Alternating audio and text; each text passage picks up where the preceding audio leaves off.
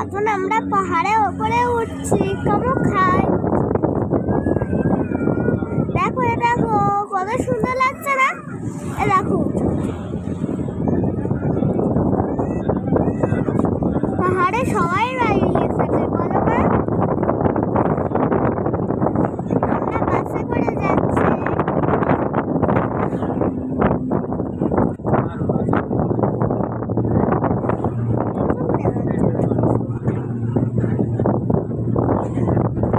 আপনারা আসতে পারেন না বলে দাও কোথায় থেকে আসতে হবে। গুয়াহাটি থেকে আসতে হবে আপনাদের এখান থেকে।